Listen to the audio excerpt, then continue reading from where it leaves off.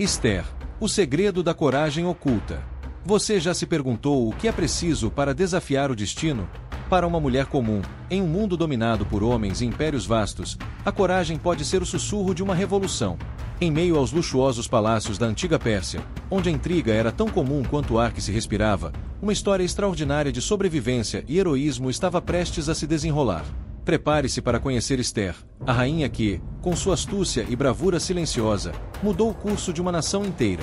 Esta não é apenas uma lenda antiga, é um testamento atemporal sobre o poder da fé, da identidade e da audácia em face da aniquilação. Imagine um império tão vasto que se estendia de uma ponta a outra do mundo conhecido, da Índia à Etiópia. Estamos falando da Pérsia, governada pelo poderoso rei Assuero, também conhecido como Xerxes. Sua capital, Suzã, era um centro de poder e opulência, com jardins suspensos, colunas imponentes e riquezas inimagináveis acumuladas de todas as províncias. Mas por trás de toda essa magnificência, havia um rei impulsivo, cujo temperamento podia mudar o destino de milhões com um único capricho. É neste cenário de grandeza e volatilidade que nossa história começa a tomar forma, um palco para dramas épicos e decisões que ecoariam através dos séculos. Em um dos muitos banquetes extravagantes de Assuero, onde o vinho fluía livremente e a ostentação não tinha limites, uma crise real se instalou. O rei, embriagado e exibicionista, exigiu que sua rainha, a bela Vashti, comparecesse para exibir sua beleza aos seus convidados. Mas Vashti, com uma dignidade inesperada, recusou-se a obedecer. Sua recusa, um ato sem precedentes de desafio em um mundo onde as mulheres eram subservientes, foi vista como uma afronta direta à autoridade real. Esse ato de desobediência abalou as fundações do palácio e teve consequências dramáticas, abrindo caminho para o que viria a seguir. A decisão de Vashti não apenas enfureceu Assuero, mas também preocupou seus conselheiros, que temiam que seu exemplo inspirasse outras mulheres a desafiar seus maridos. Para restaurar a ordem e a autoridade patriarcal, foi emitido um decreto. Vashti seria deposta, e uma busca seria iniciada em todo o império para encontrar uma nova rainha. As jovens mais belas de cada província seriam reunidas em Suzã, submetidas a um ano de purificação e treinamento, e então apresentadas ao rei. Este foi um momento crucial. O palco estava montado para a entrada de uma jovem que mudaria tudo. E se você está intrigado com essa reviravolta, considere se inscrever no canal. Assim, você não perderá nenhuma de nossas próximas histórias épicas. Entre as muitas jovens levadas ao palácio estava Dassa, uma órfã judia de rara beleza, que vivia sob a tutela de seu primo mais velho, Mordecai. Eles eram descendentes dos judeus exilados da Babilônia, uma comunidade que mantinha sua fé e identidade em segredo, longe dos olhos do império. Mordecai, um homem íntegro e vigilante, havia criado a Dassa como sua própria filha, incutindo nela os valores de seu povo. Foi ele quem a instruiu a ocultar sua origem judaica ao entrar no harém real, uma medida de precaução vital em um ambiente tão incerto e potencialmente hostil. Ao entrar no harém, a Dassa recebeu um novo nome, Esther, que significa estrela. Ela foi colocada sob os cuidados de Hegai, o eunuco responsável pelo harém, um homem astuto que rapidamente percebeu a graça e a inteligência de Esther. Diferente das outras jovens que exigiam joias e roupas caras para impressionar, Esther seguia os conselhos de Hegai, mostrando humildade e uma disposição para aprender. Sua beleza era inegável, mas sua modéstia e sabedoria a diferenciavam das demais, plantando as sementes de um favor que se mostraria crucial. Após um longo ano de preparação, o momento da verdade chegou. Cada jovem foi apresentada ao rei Assuero, uma por uma, em uma noite que poderia mudar suas vidas para sempre. Quando chegou a vez de Esther, ela não precisou de artifícios. Sua beleza natural, aliada à sua graça e inteligência, cativou o rei de imediato. Assuero sentiu uma atração e um carinho por ela que superavam todas as outras. Em um ato de destino, ele estendeu-lhe o cetro de ouro, um sinal de aprovação e favor, e a coroou rainha da Pérsia. Mal sabia ele que estava coroando não apenas uma consorte, mas a salvadora de um povo. Com Esther no trono, a vida no palácio parecia segura, mas uma nova ameaça sombria emergiu. Amã, um descendente dos Amalequitas, antigos inimigos de Israel, ascendeu rapidamente ao poder. O rei Assuero o elevou acima de todos os outros príncipes, concedendo-lhe uma autoridade quase ilimitada. Amã era um homem de orgulho desmedido, que exigia que todos se curvassem diante dele. Sua arrogância era tão vasta quanto o império que servia, e seu coração abrigava um ódio profundo e irracional. No portão do palácio, onde Mordecai se sentava como um dos oficiais do rei, todos se curvavam e homenageavam Amã, exceto um homem, Mordecai. Fiel aos seus princípios e à sua fé, ele se recusava a se prostrar diante de qualquer homem que não fosse Deus. Essa recusa, um ato de coragem silenciosa e inabalável, não passou despercebida. Os servos do rei alertaram Haman sobre o desafio de Mordecai, e o coração do poderoso ministro se encheu de fúria. A afronta pessoal transformou-se em uma sede de vingança que transcendia o indivíduo. A ira de Haman contra Mordecai era tão intensa que ele considerou insuficiente apenas punir o homem. Seu ódio se estendeu a todo o povo de Mordecai, os judeus. Ele tramou um plano macabro para exterminar todos os judeus do império, do mais jovem ao mais velho, mulheres e crianças, em um único dia. Haman não hesitou em usar seu poder e influência para convencer o rei a assinar um decreto que selaria o destino de milhões. Ele jogou sortes, o pur, para determinar a data mais propícia para a aniquilação, selando assim um dia de trevas. O decreto foi selado com o anel do rei, tornando-o irrevogável, e cópias foram enviadas a todas as províncias do vasto império. A notícia do edito de extermínio causou pânico e desespero entre os judeus. O luto se espalhou como uma praga, transformando a alegria em cinzas e a esperança em temor. Cidades inteiras foram tomadas pela consternação, enquanto o povo de Deus se via diante de uma ameaça existencial sem precedentes. Este era o momento mais sombrio de sua história, um abismo de desespero que exigiria uma intervenção divina e uma coragem humana inigualável. Ao saber do decreto, Mordecai rasgou suas vestes, vestiu-se de saco e cinzas, e clamou em alta voz no meio da cidade, expressando sua profunda dor e angústia. Sua dor era visível e contagiosa, ecoando o sofrimento de seu povo. A notícia chegou a Ester no palácio, que ficou profundamente perturbada. Ela enviou roupas para Mordecai, mas ele recusou, insistindo que ela soubesse a magnitude da calamidade que se abatera sobre eles. Era um chamado urgente, uma súplica desesperada para que ela usasse sua posição para intervir. Através de Atac, um dos eunucos do rei, Mordecai enviou uma mensagem urgente a Ester, explicando o plano de Haman e o decreto de extermínio. Ele implorou que ela fosse ao rei para suplicar pela vida de seu povo. A responsabilidade caiu pesadamente sobre os ombros da jovem rainha. Era um fardo imenso, um desafio que parecia impossível, mas Mordecai a lembrou de sua verdadeira identidade e de sua posição única. Este não era um pedido comum, era um ultimato do destino. A resposta inicial de Ester foi de apreensão. Ela enviou a Mordecai uma mensagem, lembrando da lei real. Qualquer um que se aproximasse do rei sem ser chamado, sem que ele estendesse o cetro de ouro, seria morto. Ela não havia sido chamada ao rei em 30 dias, o que já era um sinal preocupante. O medo da morte era real e tangível.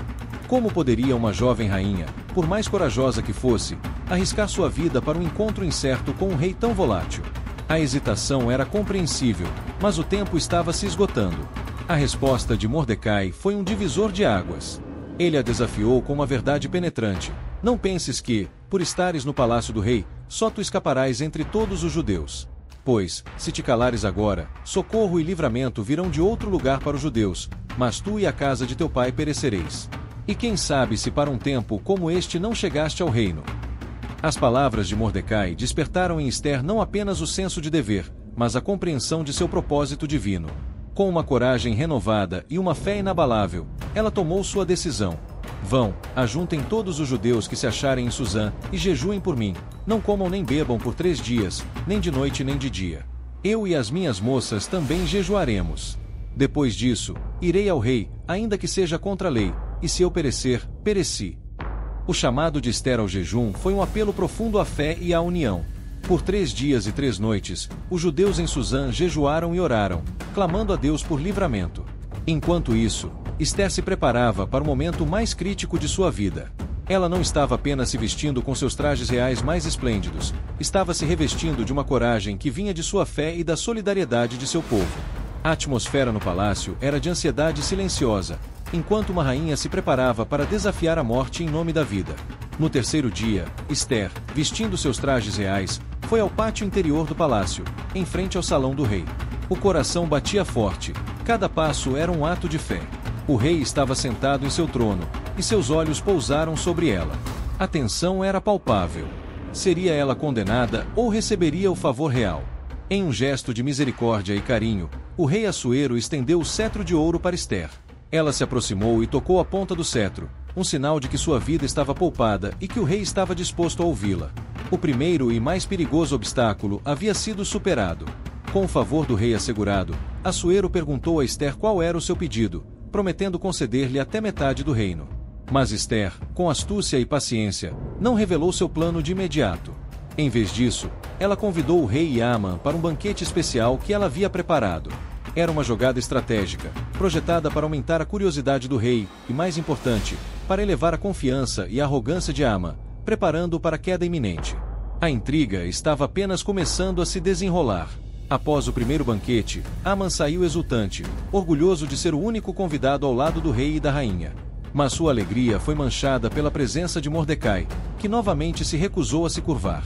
Haman, em sua ira, decidiu construir uma forca de 50 covados de altura para enforcar Mordecai. Naquela mesma noite, a providência divina agiu. O rei Assuero não conseguiu dormir e pediu que lhe lessem o livro das crônicas do reino. Lá, ele descobriu um registro esquecido. Mordecai havia descoberto e revelado uma conspiração para assassiná-lo, mas nunca fora recompensado. O rei percebeu uma dívida de gratidão, um elo crucial que ele nem sequer imaginava. Pela manhã, o rei perguntou a seus servos o que deveria ser feito ao homem que o rei desejava honrar. Haman, chegando ao palácio naquele exato momento para pedir a execução de Mordecai, pensou que o rei estava se referindo a ele próprio. Com sua arrogância típica, Haman sugeriu que o homem fosse vestido com as vestes reais, montado no cavalo do rei, e conduzido pela cidade por um dos nobres mais importantes, enquanto se proclamava: "Assim se faz ao homem a quem o rei deseja honrar." O rei então ordenou a Haman que fizesse exatamente isso a Mordecai, o judeu. A humilhação de Haman foi completa, um presságio do que estava por vir. No segundo banquete de Ester, o rei novamente perguntou qual era o seu pedido. Desta vez, Ester, com a coragem que havia cultivado, revelou a verdade chocante.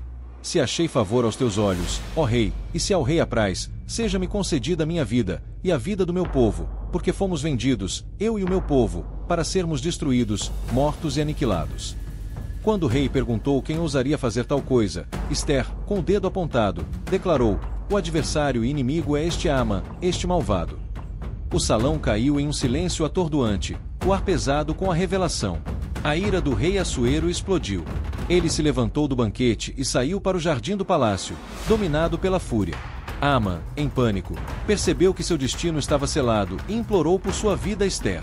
Quando o rei retornou, viu Haman caído sobre o divã de Ester, um ato que interpretou como uma tentativa de violência contra a rainha em sua própria casa. A acusação final selou o destino de Haman. Os oficiais do rei cobriram o rosto de Haman, e um deles revelou que Haman havia construído uma forca para Mordecai. A ordem foi dada: enforcai-o nela. Assim, Haman foi enforcado na mesma forca que havia preparado para seu inimigo, um final irônico para um homem consumido pelo ódio. Com Haman executado, o anel do rei foi dado a Mordecai, que foi elevado a uma posição de grande poder. No entanto, o decreto de Haman para aniquilar os judeus ainda estava em vigor e era irrevogável. Mas Ester e Mordecai encontraram uma solução engenhosa. Um novo decreto foi emitido, concedendo aos judeus o direito de se defenderem, de se reunirem e de retaliar contra qualquer um que os atacasse. Esta não era uma revogação, mas uma permissão para autodefesa. No dia determinado para o extermínio, os judeus se defenderam vigorosamente e triunfaram sobre seus inimigos em todo o império. A vitória dos judeus foi completa. Em memória desse livramento milagroso, Ester e Mordecai instituíram a festa de Purim, nomeada em homenagem às sortes, que Haman havia lançado.